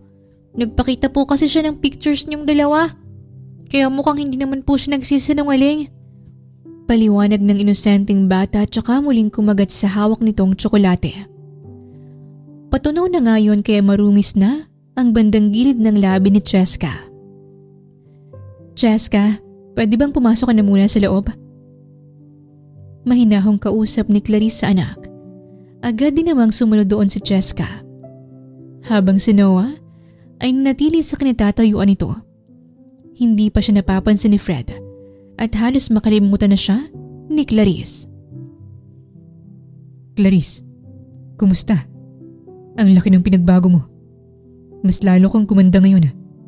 Saad ni Fred at ang mangyayakapin nito si Clarice nang isang malakas na sampalang sumalubong sa kanya. Napaiwas ng tingin si Noah. Ramdam kasi niyang sakit ng sampal na yon dahil sa lakas ng tunog. Pero sa loob nito ay para bang natatawa siya. Ang kapal din ng mukha mo, no? Matapos mo kung iwan nun tapos ngayon babalik ka na parang walang nangyari? Nagpipigil na si Clarice na sumigaw dahil ayaw nitong marinig ng anak na nag-aaway sila. Hawak ni Fred ang kaliwang pisngi nito na namumula na ngayon dahil sa sampal niya. Matapos kong ibigay ang pangangailangan ng anak natin, ganito igaganti mo sa akin? Hindi makapaniwalang tanong ni Fred. Pangangailangan? Anong pinagsasabi mo? Ikaw ba si Dada? Wala akong utang na loob sa'yo dahil unang-una ay obligasyon mong ibigay ang pangangailangan ng anak mo. Tsaka ngayon ka lang nagbigay, utang na loob na agad? Ayos ka rin no? Lakas din ang tama mo. Umiling-iling si Fred. Alam ko namang hindi mo ako mapapatawad. Tsaka hindi ko ang pinunta ko rito. Ang anak ko. Kukunin ko na siya dahil ako mas may karapatang mag-alaga sa kanya. Nagsalubong ang kilay ni Clarice. Hindi nito alam kung saan nakakakuha ng kakapalan ng mukha si Fred para sabihin yun sa kanya. Siya na nga lang ang nahihiya sa pinagsasabi nito. Hindi ka pa rin talaga nagbabago, no? Mayabang ka pa rin kahit wala ka namang ipagyayabang. Malakas na natawa si Fred. Oo, tama ka. Mayabang ako dahil may pagyayabang ako. Proud na sad ni Fred, tsaka malakas na tumawa sa harapan ni Clarice. Napailing na lang sa kanila si Noah. Nakasandal na ito sa kotse niya ngayon habang nakakrus ang mga braso. Para bang nanonood lang siya ng sinihan sa open space. Wala akong pakialam. Umalis ka na at baka malason pa ng kayabangan mo ang anak ko. Bakit ako alis? May karapatan ako sa anak natin. Pagpupumilit ni Fred tsaka diniinan ang salitang natin. Hindi na natutuwa si Noah sa nagiging usapan nila dahil mas lalo lang itong humahaba. Naiinip na siya pero hindi siya makaalis. Parang may kung anong pumipigil sa kanya na umalis kahit na hindi naman dapat siya nangingialam sa away nila. Umalis ka na sabi! Aalis lang ako kapag kasama ko na si Cheska. Hindi mo siya mapapasama sa'yo at hindi mo siya makukuha sa akin. Mariing sad ni Clarice. Ramdam na ngayon ang tensyon sa dalawa na walang gustong magparaya. Mahinang napatawa si Fred. Bakit? Tingin mo ba may karapatan ka pa sa kanya? Sa lagay mong yan, mapag-aaral mo ba siya sa magandang eskwelahan sa pagiging security guard? Alam mo, kahit ipasa korte pa natin to, hindi ka mananalo. Hindi ka swak para maging guardian ni Cheska. Mariing ikinayom ni Clarice ang kamao nito. Parang konting sandali na lang ay masusuntok niya na si Fred. Magkakamatayin muna tayo bago mo makuha sa akin ang anak ko. Paninindigan ni Clarice. Ngumisi lang si Fred. Ano bang meron ka para suportahan ng pag-aaral niya? May malaki ka bang pera? Paano kung nagkasakit siya? Maipupunta mo ba siya sa magaling na doktor? Kung may gusto siyang bilhin na mamahalin, mabibili mo ba? Nag-umpisa ng mangilid ang luha ni Clarice.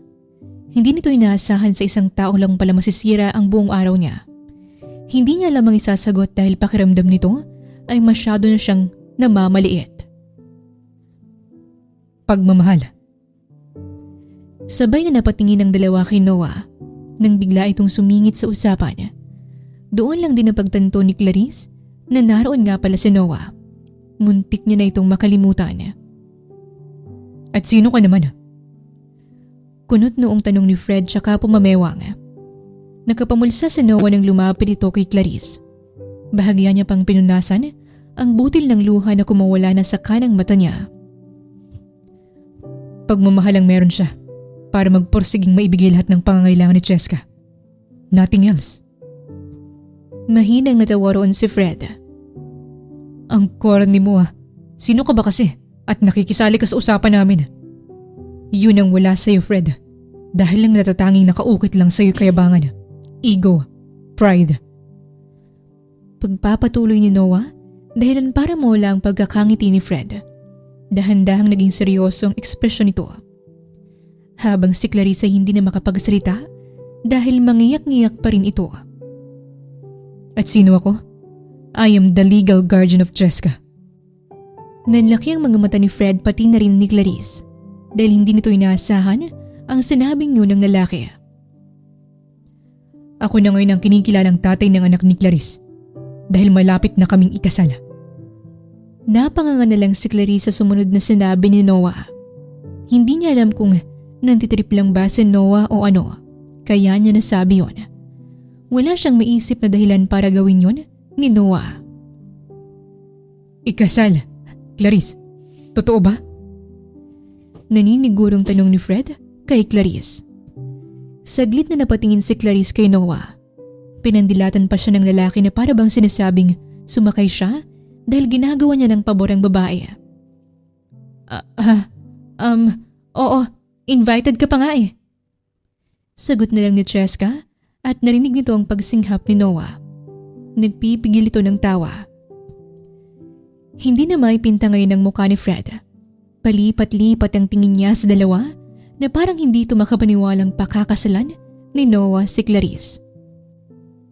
Hindi ito maaari. Hindi ako niniwala. Baka palabas niyo lang to.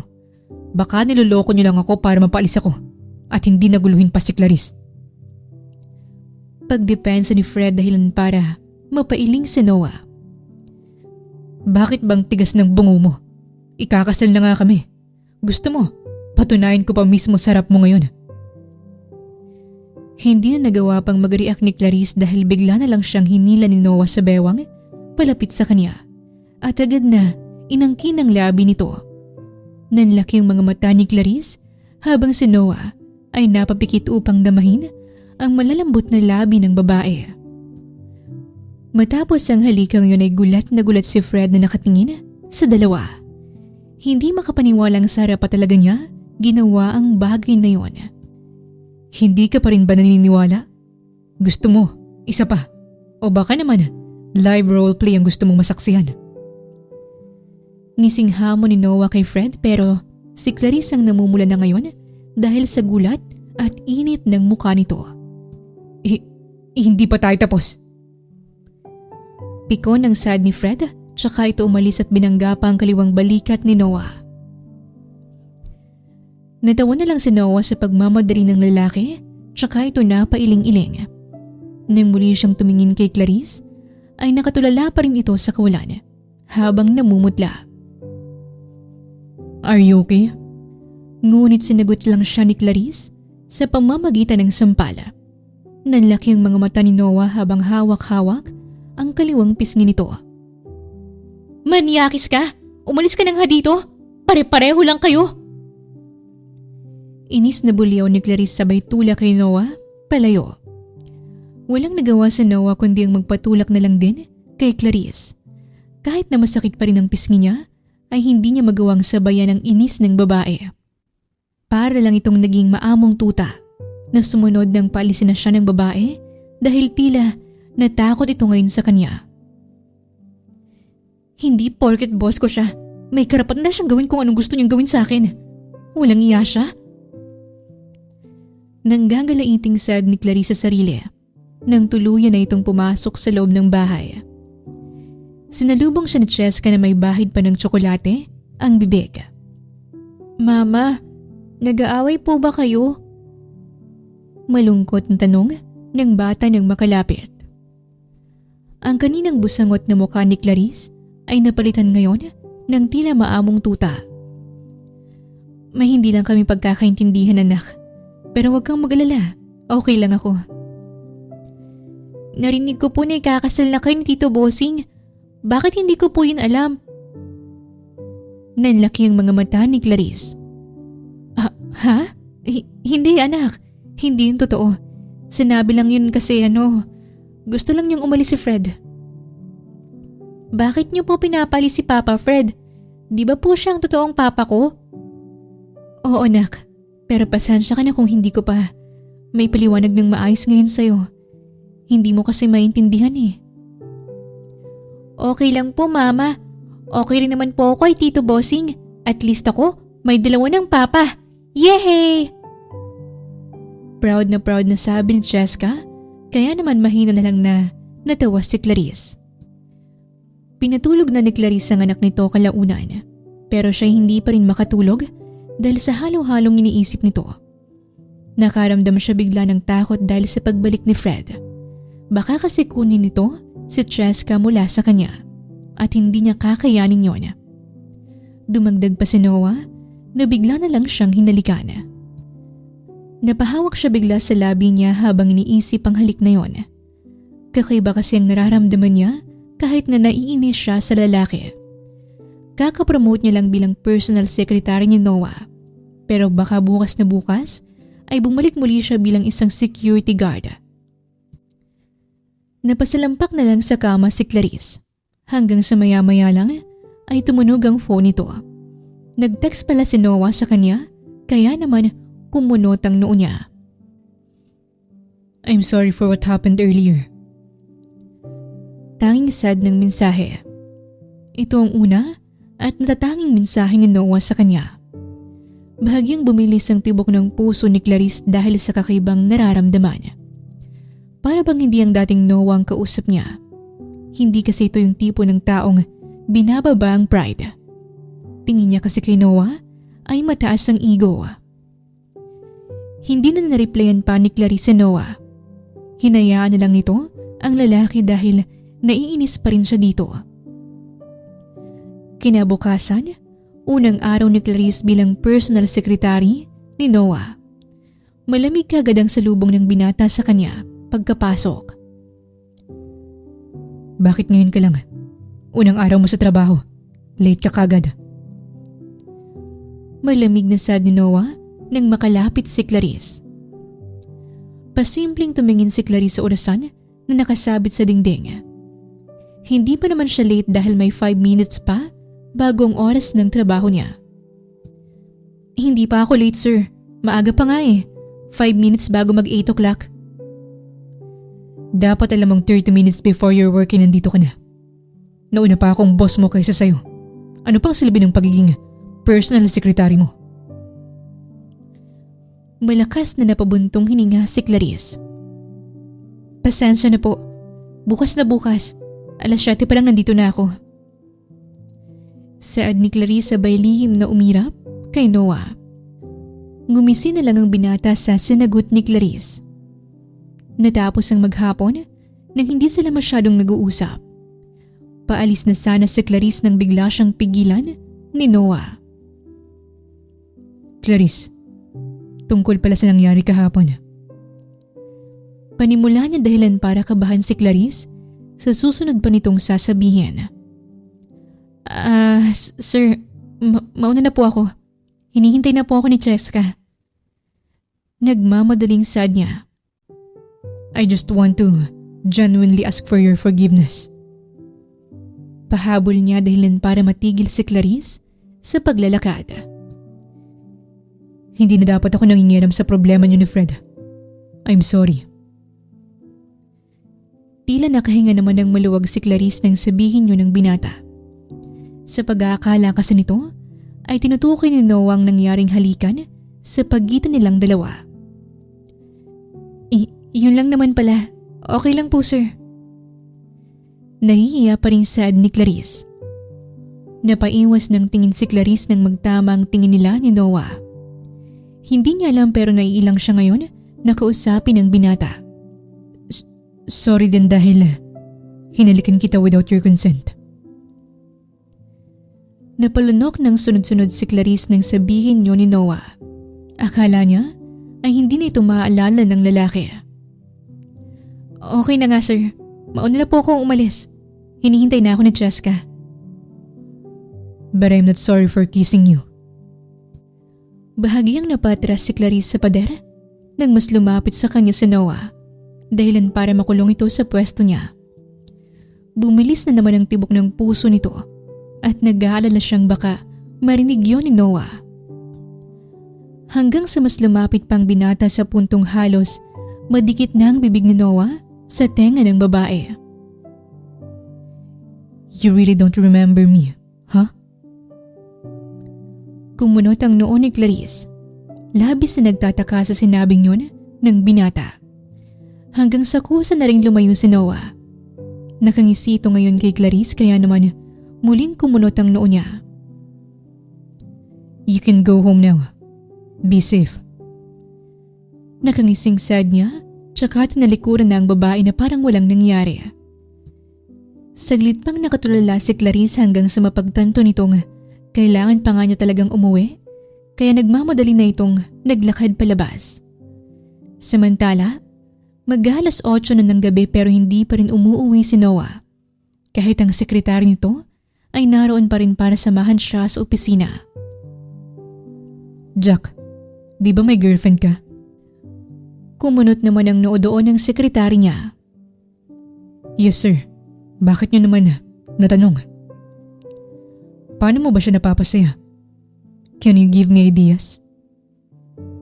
Napangisi si Jack sa tinanong ng boss. Mukhang in love si sir ah. Kay Miss Clarice ba yan? Sinamaan ang tingin ni Noah ang sekretary nito. Ngunit hindi niya may tatago ang bagay na yun kay Jack. Lalo pa at matagal na panahon na silang magkakilala. Simple lang naman ang mga bagay na pwedeng makapagpasaya sa babae. Una, iparamdam mo lang sa kanya na gusto mo talaga siya. Interesado ka sa kanya. Gumawa ka ng mga bagay na alam mong gusto niyang maranasan. Napaisip si Noah. Wala namang nakakwento si Clarice tungkol sa mga bagay na gusto nito. Liban lang sa sinabi ng anak niyang pangarap niyang makasakay sa mamahaling sasakyan at natupad niya na yon. Ano pa? Gumawa ka ng paraan para lagi kayong magkasama. Doon, makukuha mo rin ang atensyon niya. Dahan-dahang napatango si Noah. May point nga si Jack doon dahil itong mga nakarang araw ay nagkakailangan silang dalawa. Alright, thanks Jack. Maasahan talaga kita sa kahit anong bagay. Malawak na napangiti si Jack sa papuring binigay sa kanya ni Noah. Kaya naman sa mga sumunod na araw ng pagtatrabaho, ni Clarice ay palagi na nitong inuutusan ng babae para lang palagi silang magkasama. Timplahan mo nga ako ng kape. Huwag masyadong mainit at huwag ang walang init. Utos ni Noah kay Clarice na agad namang sinunod ng babae. Heto na po ang kape niyo, sir. Nang tingnan ni Noah ang kape, ay nagsalubong kagad ang kilay nito. Don't put creamer. Gusto ko lang ng black coffee. Ha? Hindi niyo naman po kasi sinabi. Nagkakamot sa batok na saad ni Clarice. Nagrereklamo ka ba? Hindi ho. Sabi ko nga titimplahan ko na kayo ng black coffee. Sarkastikong saad ni Clarice tsaka lihim na napairap kay Noah. Sa lubong ang kilay na lumabas si Clarice sa office. Napilitan na lang itong gawin ng kape na sinasabi ni Noah at muling bumalik. Ito na po ang black coffee niyo, sir. Tiningnan ni Noah ang kape. Tinikman niya ito tsaka napangiwi. Ang pait! Kahit si Clarice ay nanlaki ang mga mata sa naging reaksyon ni Noah. Hindi mo ba ito nilagyan ng kahit konting asukal? Sorry sir, papalitan ko na lang po. Muling lumabas si Clarice para ulitin ang kape. Pagbalik nito ay tutok na si Noah sa laptop nito. Hindi na ba papalpak yan ngayon? Inunahan na agad ni Noah si Clarice. Kung gusto niyo sir, tikman ko muna para sigurado. Hindi nag-react si Noah kaya naman signal na yon para kay Clarice na tumikim. Uminom siya ng konti sa kape ni Noah at nalasahan itong maayos naman na ang nagawa niyang kape. May natira pang kape sa bandang taas ng bibig ni Clarice kaya naman doon nakatingin si Noah. Okay na sir, sure na ako. Kumpiyansang sagot niya. Muli ay tiningnan ni Noah ang kape, tsaka muling bumalik kay Clarice na may bahid pa ng kape sa itaas ng bibig. Alright, let me taste. Bahagyang umangat ng konti si Noah para maabot ang batok ni Clarice at hinatak ito palapit sa kanya para magdikit ang kanilang mga labi. Muli ay nanlaki ang mga mata ni Clarice pero hindi niya magawang magpumiglas. Nakasuport ang dalawang kamay nito sa table habang nasa kabilang side si Noah. Matapos ang ginawa ng lalaki, ay wala nang bahid ng kape sa labi ni Clarice. Nakangisi si Noah ng dilaan nito, ang ibabang labi sabay tingin ng makahulugang tingin sa babae. Okay na. Masarap na. Aniya dahilan para mamula ang pisngi ni Clarice. Samantala ay tulala pa rin ng babae sa ginawa ni Noah. Hindi niya mawari kung sisigaw ba siya, magagalit o mananampal ba ulit. Muli kasing bumilis ang tibok ng puso niya. Nung unang nangyari yun ay hindi na ito inisip pa ni Clarice. Akala niya kasi ay hindi na muling masusundan pa. Pero muli na naman siyang hinalikan ng lalaki at talagang sinadya na ito ngayon. Sir, tapatin mo nga ako. May gusto ka ba sa akin? Diretsahang tanong ni Clarice. Bahagya pang nagulat doon si Noah pero kalaunan ay napangisi rin siya. Ano pa ba sa tingin mo? Napalunok ng ilang beses ang babae dahil sa sinagot ni Noah. Mas lalo siyang naguluhan dahil hindi siya sinagot ng maayos. Pero halata sa mukha nito ang pamumula na naging dahilan para lumawak ang pagkakangiti ni Noah. Napaiwas ng tingin si Clarice. Titig na titig sa kanya si Noah na para bang kinakabisado ang bawat parte ng mukha niya. May kakaiba rin sa tingin na yon na nagparamdam kay Clarice bigla ng hiya. May kailangan pa po ba kayo? Lalabas na po ako. Just stay here para madali kitang matawag kapag kailangan kita. Walang nagawa si Clarice kundi sundin si Noah. Umupo na lang ito sa couch na naroon, tsaka nagbasa ng mga magazines dahil wala siyang magawa. Ramdam niya pa rin kasi paminsan-minsan ang tingin sa kanya ni Noah. Hanggang sa nakauwi na lang si Clarice at hindi na muling humiling ng pabor si Noah. Nagkaroon kasi ng ilangan sa pagitan nilang dalawa. Kasalukuyang nasa opisina ang pag-iisip na ni Clarice nang bigla nitong marinig ang iyak ng isang bata mula sa labas ng bahay nila. Bahagya pang nanlaki ang mga mata niya dahil akala nito'y minumulto na siya. Pero laking gulat niya nang makita si Cheska na nakabaluktot sa isang tabi at umiiyak. Cheska anak, anong nangyari sa'yo? Agad na nilapitan ni Clarice ang anak tsaka ito binuhat. Baka sa mukha ang pag-aalala nito. Mama, si Papa Fred. Tila nagpantig ang tenga ni Clarice sa sinabing yun ng anak. Anong nangyari? May ginawa ba siya sa'yo? Mama, gusto po akong ilayo ni Papa Fred sa'yo. Narinig ko pong pinag-uusapan kanila. Hindi ko sila kilala. Pero sabi ni Papa, sama raw po ako sa kanya kasi mas malaki ang bahay nila at mas maraming pagkain. Pero ayoko po. Gusto ko po magkasama tayo. Umiiyak at nauutal na paliwanag ng bata. Tila umangat ang dugo ni Clarice patungong ulo dahil sa narinig. Nanaig na naman ang galit niya kay Fred dahil sa ginawa nito sa anak. Nasaan yung walang yamong ama? Halata na ang galit sa tono ng pananalita ni Clarice tsaka ito tumayo at hinawakan din ng anak patayo. Pero napangiwi ang bata na tila ba'y may iniindang sakit. Hanggang sa napansin ni Clarice na namumula na ang palapulsuhan ng bata. Para bang hinawakan nito ng mahigpit. Anong nangyari sa braso mo? Bakit namumula? Halos tarantang tanong ni Clarice. Hindi sumagot ang anak. Napaiwas lang ito ng tingin tsaka itinago ang namumulang palapulsuhan. Cheska, umamin ka sa akin. Si Fred bang may gawa nito? Hindi pa rin sumasagot ang bata. Nanatili ito sa pag-iyak at nang gamitin ito ang kaliwang braso para punasan ng luha, ay nakita niya naman ang sugat sa siko ng bata. Biglang nakaramdam ng nginig si Clarice dahil sa galit. Sagutin mo ako, Cheska!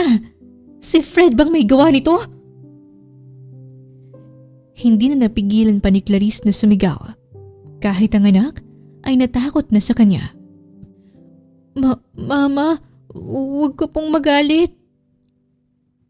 Muling umiyak ang bata at sa puntong yun ay mas lalong naawa si Clarice sa anak. Mabilis niya itong pinatahan tsaka niyakap ang anak. Napagdesisyonan niya na ring buhatin ito para may pasok sa loob. Hindi niya akalaing kaya itong gawin ni Fred sa sarili niya pang anak. Hindi malinaw sa kanya kung anong totoong pakay ni Fred para gamitan ng dahas ang bata at magkaroon ng ganong trauma. Ni hindi niya nga ito pinapadapuan ng lamok pero isang walang yang tao lang ang makakasugat sa anak niya. Hanggang sa maya-maya may humintong sasakyan sa tapat niya. Agad na nag-init ang ulo nito nang makitang lumabas mula roon si Fred. Walang iya ka talaga? Anong ginawa mo kay Cheska? Sarili mong anak binigyan mo ng trauma? Galit na sad ni Clarice habang pinaghahampas ang dibdib ni Fred. Naamoy niya rin mula rito ang alak. Tinuruan ko lang ng leksyon ng anak mo. Hindi marunong makinig sa akin eh. Sagot ni Fred habang mahinang napatawa. Mas lalong nainis doon si Clarice. Sa sobrang inis niya ay malakas nitong sinampal si Fred. Tinuruan ng leksyon? Ganun ba ang tamang pagdidisiplina? Sa lakas ng sigaw ni Clarice ay nagpinagtitingin na sila ng mga kapitbahay. Hindi na ito alintana ni Clarice dahil ngayon lang siya nagalit ng gusto na walang pakialam sa paligid niya. Iniingatan ko yan ng ilang taon. Ni hindi ko yung pinapadapo sa lamok tapos sa isang walang iya niya pang ama makukuhang mga sugat. Nag-iisip ka pa ba, Fred? Nanlalaki pa rin ang mga mata ni Fred dahil sa gulat ng sampalin siya ni Clarice. Kung kanina'y nakakatawa pa siya sa ginagawang paghampas ni Clarice pero ngayon ay nagsimula na itong mainis dahil mas lalong sumakit ang ulo niya sa kalasingan. Anong tingin mo sa akin? Tanga? Oo, dahil isip bata ka pa rin hanggang ngayon na nagwawala kapag hindi nakuha ang gusto. Buong tapang nasagot ni Clarice. At dahil sa sinagot niyang yon, ay nakatikim siya ng isang malakas na sampal mula kay Fred. Sa lakas nun, ay dumugo ang gilid ng klabi niya dahilan para tuloy na siyang maiyak. Sa lakas din kasi ng impact ay nahilo siya at tumama na sa isang bagay na siyang mahigpit na humawak sa kanya. Pagtaas ng tingin niya, ay nagulat siya nang makitang kay Noah pala ito na pasandala. Nag-aalala lang nakatingin si Noah kay Clarice nang makitang dumudugo nitong labi. Pero agad ding napalitan ng madilim na mata nang tumingin siya kay Fred. Hindi nagsalita si Noah. Natahimik ang lahat pati si Fred nang makita ang madidilim niyang mata. Hindi mabasa ang ekspresyon pero mabigat ang presensya nito, dahilan para mapaatras si Fred at mamutla nang lumapit sa kanya si Noah. Hanggang sa walang kahirap-hirap niyang napatumba si Fred dahil sa suntok. Isang suntok lang yon pero sa sobrang lakas ay mismo ang likod ng kamay ni Noah ay namula, habang si Fred ay nakasalampak sa sahig. Noah! Nangihinang sad ni Clarice. Gusto niyang pigilan si Noah pero hindi nito magawa dahil sa takot. Wala ring nagtatangkang pumigil sa kanila. Ngayon niya lang kasi nakitang ganun si Noah. Mismo ang sugat nga ni Clarice ay hindi niya naalintana dahil sa takot. No one can hurt Clarice. No one. Matigas na sad ni Noah ng bahagya itong lumapit kay Fred at umupo para mapantayan ito. Hindi nakasagot si Fred dahil na rin sa hilot sobrang kalasingan ay nakapikit na ito habang nakasalampak sa sahig. Pasalamat ka at tatay ka pa rin ni Cheska. Maawa ako sa bata kung ipapaligpit kita.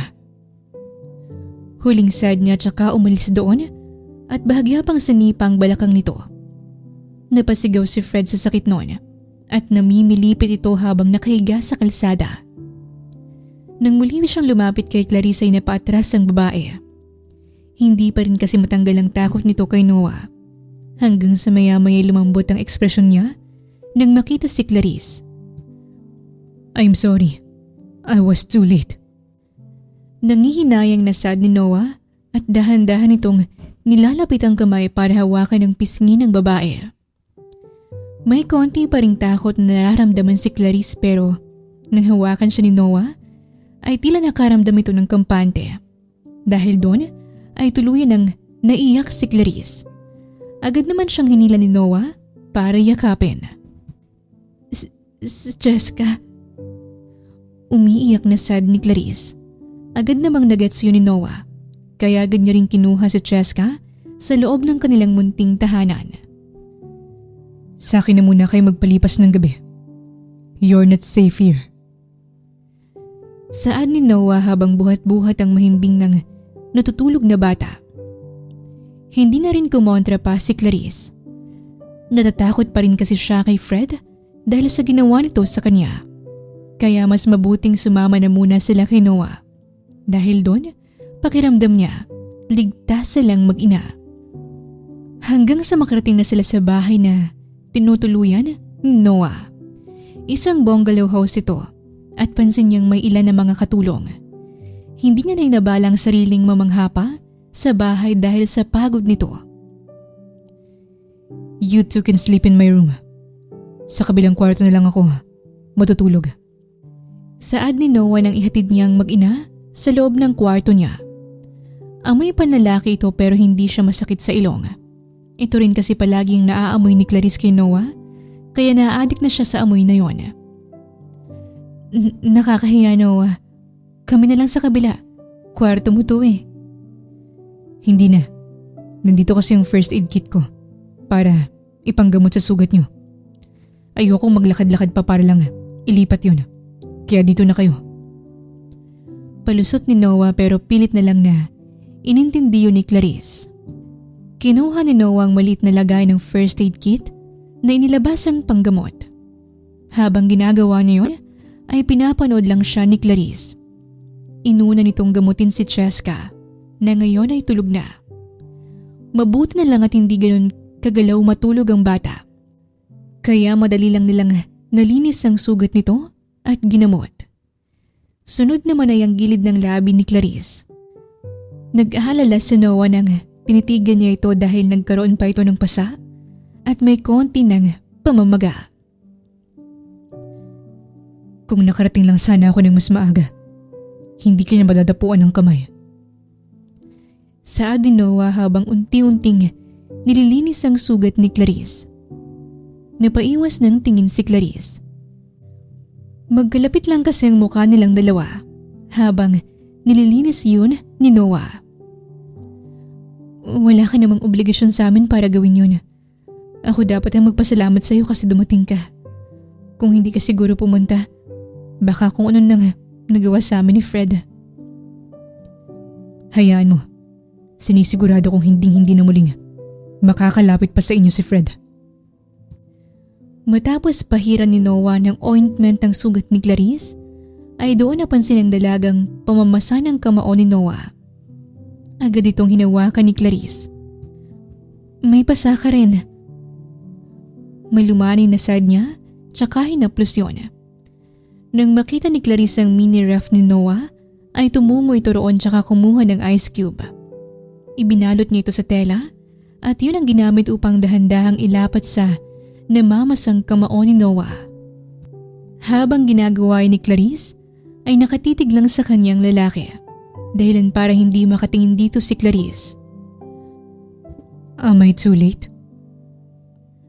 Makahulugang tanong ni Noah, kaya naman napatingin sa kanya si Clarice. Hindi nga Noah, thankful pa rin ako sa iyo kasi dumating ka. Kumunot ang noo ni Noah. You called me by my first name.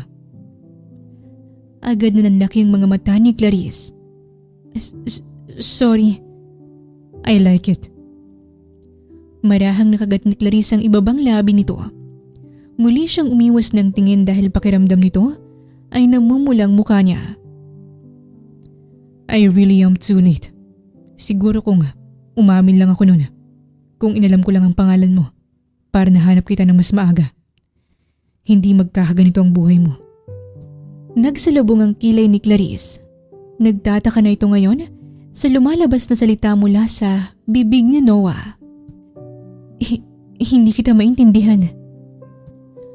Mahinang napatawa si Noah. Saglit siyang napatingin kay Cheska na mahimbing ng natutulog, tsaka muling bumalik kay Clarice. I only gave you my promise na walang kasiguraduhan kung magkikita pa ba tayong muli. I only know your face, but not your name. Napangiti si Noah nang tumingin ito sa kawalan na para bang may malalim na iniisip. Ang weird ano? Hindi tayo magkakilala noon, pero pinangakuan kita ng kasal. Unti-unting nanlaki ang mga mata ni Clarice. Sunod-sunod siyang napalunok nang mag-connect ang mga bagay na sinasabi ni Noah sa pangyayaring ng mga bata pa lang sila. Sana pala, nagpakilala muna ako bago nag-propose. Mahinang natawa si Noah sa sinabi niyang yon habang napapailing ito sa sarili. Ikaw... Tinitigan ni Noah si Clarice.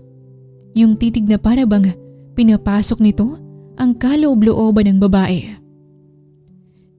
Ikaw si Totoy? Sumilip ang konting ngisi sa mukha ni Noah.